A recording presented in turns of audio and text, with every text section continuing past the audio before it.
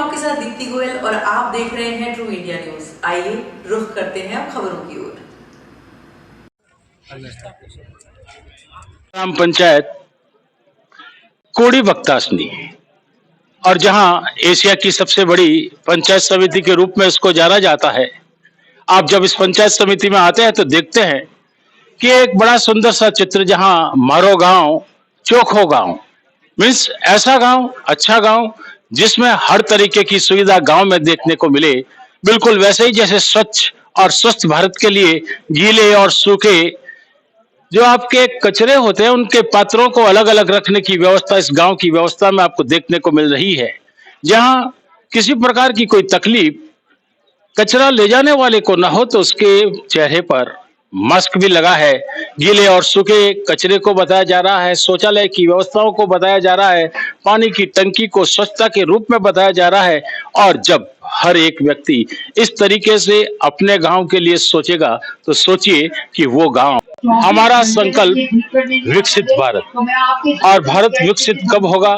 जब राज्य विकसित होंगे। और राज्यों के विकास की बात के लिए एक रथ आप देख सकते हैं पूरे भारत का सफर कर रहा है। रथ की जब बात करते हैं, राजस्थान की बात कर रहा है, राजस्थान के विकास की बात कर रहा है, मोदी सरकार की गारंटियों की बात कर रहा है। जहां कोई नहीं रहेगा भूखा, 55 करोड़ लोगों को हर साल 5 लाख का मुफ्त इलाज आयुष्मान भारत भाव के तहत मिल रहा है। और विभिन्न योजनाओं को लिए हुए ये रथ जब आगे चल रहा है तो राजस्थान के विकास से राष्ट्र के विकास की ओर की बात कर रहा है।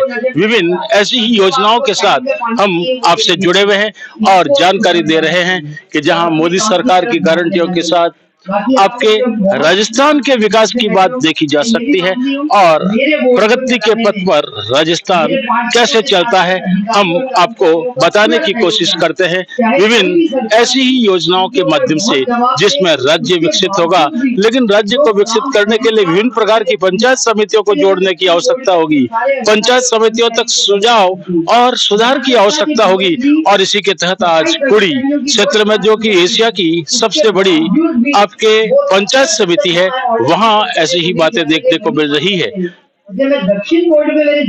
तो मेरा भी विशेष आग्रह रहेगा कि वास्तव में सीवरेज की समस्या है जो आसपास की ये 4 पंचायतें हैं, वह बहुत महत्वपूर्ण समस्या है। उसके निवारण के लिए बार बार आपसे आग्रह करना पड़ेगा, उसमें हमें सहयोग की अपेक्षा है। आगे उद्बोधन के लिए मैं सीधे ही महापौर साहब से ही आग्रह करूंगा कि अपना उद्बोधन मिलाकर हमें संबोधन करावे।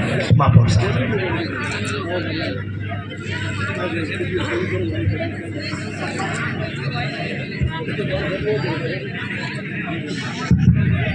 सम्मानित मंच, मुझे रात को भाई साहब का फ़ोन आया था जी का। मुझे उन्होंने बोला था कि कल इस कार्यक्रम में आना है। मैंने कहा जो आपकी प्रॉब्लम है आप जो कहोगे कर दूँगी, पर उन्होंने बोला नहीं, क्योंकि आज मेरे खुद के दक्षिण में कार्यक्रम का शुभारंभ था गांधी मैदान में। मैंने उनको बताया था मैं ऑलरेडी लेट हो जाऊँगी, तो मुझे अशोक जी भैया आए थे वहाँ पे, तो उनको बताया था कि 10 साढ़े 10 से लोग यहाँ पे आए हुए हैं। स्वाभाविक है कि काम भी होगा सबके घरों में, इसलिए एक तो मैं क्षमा चाहती हूँ कि लेट हो गई। दूसरा जो इन्होंने मेन समस्या कही है, मैं भी पहले उस पर आ जाती हूँ। प्रॉब्लम 2 है कि आजकल क्या है कि कई बार इनका फ़ोन आया और मुझे मना करना पड़ा। मैंने रेवत सिंह जी को ये बताया भी कि कई चीज़ें ऐसी हैं जो मना करते हुए अच्छा नहीं लगता, पर मजबूरियाँ होती हैं। आजकल एक तो RTI बहुत ज़्यादा लगती है। मेरा आपसे एक अनुरोध है कि हम आपस में बैठ के तय कर लेते हैं, आप मुझे साल का जो आपके ऊपर भी बोझ नहीं हो और मेरे को भी क्वेश्चन मार्क नहीं लगे, वो अपन एक अमाउंट फिक्स कर लेते हैं, फिर आपको कभी गाड़ी की समस्या नहीं है, ये तय कर लेते हैं।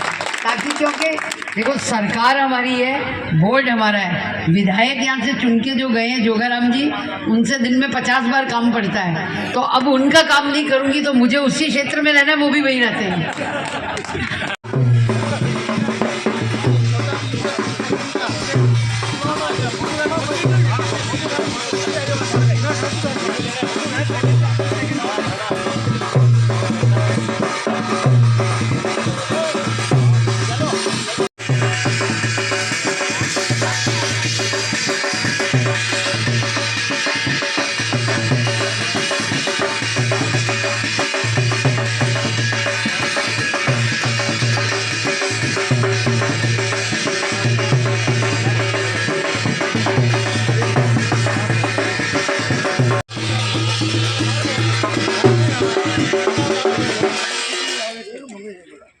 जाओ।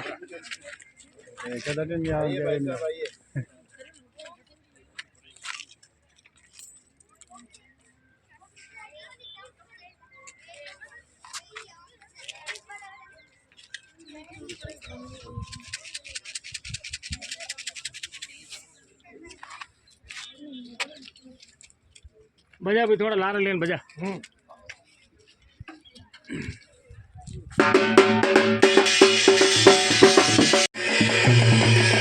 के लिए और जो लाभान्वित है उनको एक अपनी खुद की कहानी खुद की जुबानी बताने के लिए इस कार्यक्रम में हमारे बीच हमारे पड़ोस के ही निगम जोधपुर दक्षिण के कहते हैं कि भाई से बढ़ के पड़ोसी होते हैं और पड़ोसी भाई से ज्यादा काम आते हैं।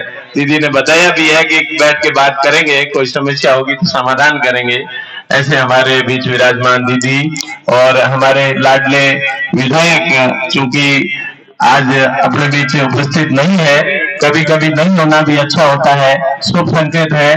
और उनके घर से विराजमान अशोक जी और डॉक्टर सरोज जी, मेरी विचारधारा मेरी पार्टी से जुड़े हुए समस्त पदाधिकारीगण, मेरे साथी कार्यकर्ता और मेरे पंचायत के वार्ड पंचगण और लुणी से हमारे पंचायत समिति से बीडीओ साहब, ब्लॉक से hospital block CMHO block BCMO साहब मोहनदान जी जो टेढ़ी नजरों से देख रहे हैं और समस्त कर्मचारी अधिकारीगण और मेरे युवा साथियों मातृशक्ति, मैं पिछले 3 साल से इस ग्राम पंचायत में आपने मौका दिया और सरपंच का निभा रहा हूँ।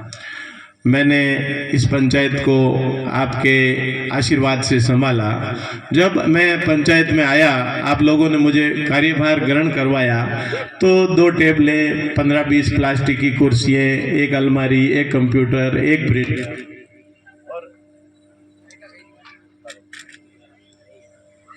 पंचायत संभाली थी।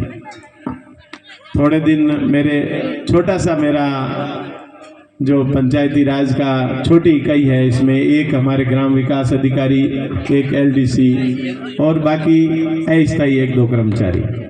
हमने एक संकल्प लिया कि हम समय से आएंगे, 9:30 आएंगे और 5:30 हम छुट्टी करेंगे।